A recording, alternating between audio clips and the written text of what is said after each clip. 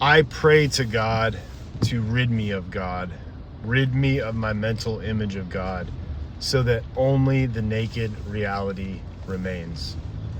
That's a prayer attributed to Meister Eckhart. And to me, it means that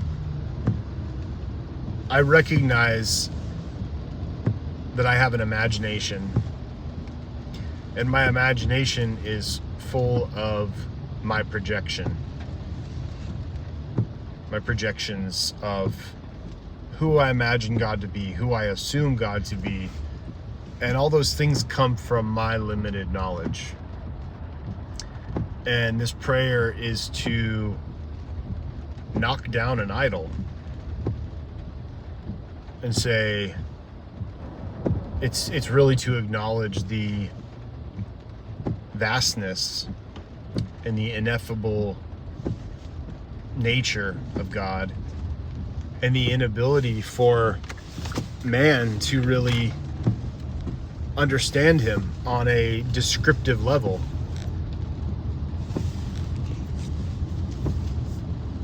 And that maybe the only things that we can say about God are in the negative, right? God is not an apple, or God is not only an apple, or only a rock, or only the sun. You know, we understand in our human understanding that the concept of God are not those things, but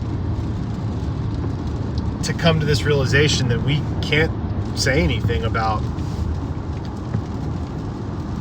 God's attributes or his disposition. I think that's probably the most important one.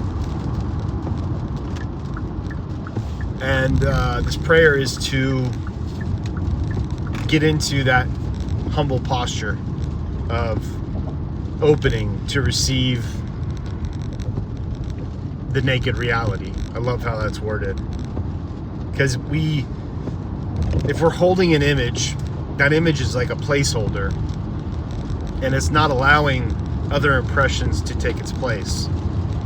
But if we pray and we're successful to have God remove that image, then we're free. We're setting our heart's intentions to open up and receive the mystery that is within the presence of the naked reality.